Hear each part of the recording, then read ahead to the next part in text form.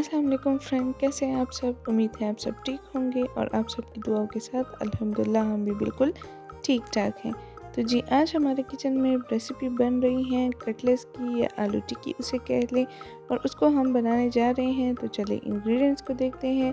यहाँ मैंने 3 बड़े साइज़ के आलू लिए हैं, उनको बॉईल कर दिया है और इनको हाथों से अच्छी तरीके से मैश किया है। फिर हाफ़ टेबल स्पून मैंने यहाँ नमक लिया है, 1/3 table spoon red chili powder लिया है, 1 खाने का चम्मच धनिया पाउडर लिया है और इनको अच्छे तरीके से हाथों से मैश किया है।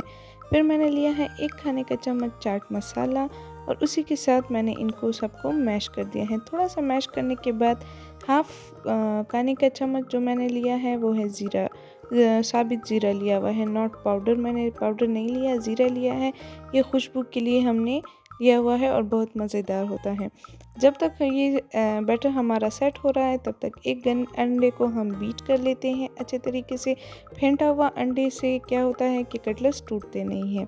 दूसरी साइड पे मैंने फ्लेम ऑन कर दिया है, तवे को रख दिया है और बिल्कुल लो फ्लेम पे हमने इसको गर्म होने छोड़ दिया है। हाथों पे ऑयल लगा लिया है और कटलेट्स बनाते हैं। ऑयल इसलिए लगाते हैं ताकि चिपके ना। अब ये ऑयल हमने लगा दिया है। इसके बाद इस कटलेट्स को हम करेंगे अंडे में डिप। अंडे में इसलिए ताकि ये टूटे ना।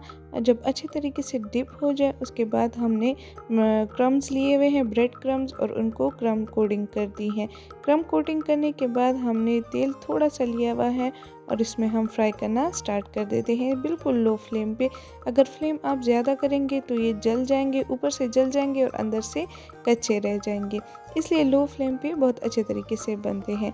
यहाँ मैं इसी तरह से ये प्रोसेस रिपीट करती जा रही हूँ। थोड़ा सा अंडे में डिप करते हैं, उसके बाद ब्रेड को क्रम्स में करते हैं डिप और फिर कोटिंग करते हैं एंड देन फिर फ्राई करने रख देते हैं।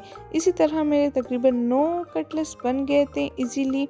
तो और बहुत सारे अच्छे बने थे और बहुत से मज़ेदार थे, सबको बहुत पसंद आए थे।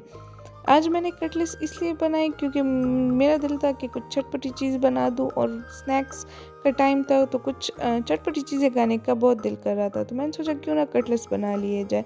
तो फिर मुझे ख्याल आया कि मैंने आपके साथ वीडियो भी शेयर करनी है, तो मैंने सोचा क्यों ना वीडियो भी बना लेते हैं और आपके साथ भी शेयर कर देते हैं रेसिपी।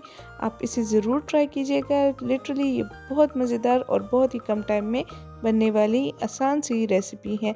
अगर आप इसको चाय के साथ खाना चाहते हैं या ऐसे ही केचप के साथ खाना चाहते हैं, वो आपकी मर्ज़ी है।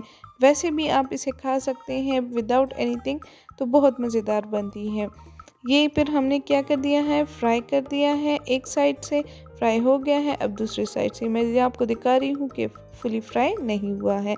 फिर उनको एक बारी बारी हम जितने पकते जाएंगे उतने हम डिश आउट करते जाएंगे। कभी कभी हमारा दिल करता है कि बस खाना तो बिल्कुल खाएं ही ना, कुछ ऐसी चटपटी चीज़ हमें मिल जाए कि बस इससे हमारी भूख भी मिट जाए और मज़ा भी आ जाए। तो ये वो वाली चीज़ है कि भूख भी मिट गई और मज़ा भी आ गया, तो दोनों काम हमने ले लिए हैं। अब यहाँ मैंने क्या किया है, डिश आउट किया है। ये दो मेरे पास बहुत अच्छे तरीके से फ्राई हो गए थे और ये डिश आउट कर लिया था। बहुत सा प्यारा सा प्लेट आप कोई घर में ले साफ सा, और उसमें आप उसमें डिश आउट कर सकते हैं। ये ज़रूरी नहीं है कि आप कोई स्पेसिफिक ही अच्छा सा कोई लेंगे और फिर प्लेट और फिर आप उसमें करेंगे, नहीं, कोई सा भी घर में प्यारा सा हो और उसे आप डिश आउट कर लें और बहुत अच्छे तरीके से प्रेजेंट कर लें। रेसिपी पसंद आए तो please like, share and subscribe to my YouTube channel. Click the bell icon ताकि जैसे ही मेरी नई वीडियो आए और आपको नोटिफिकेशन आए, और जल्दी से आप मेरे चैनल को सब्सक्राइब कर दें, लाइक कर दें, शेयर कर दें और मुझे फीडबैक ज़रूर दीजिएगा। ओके, अल्लाह हाफ़िज़।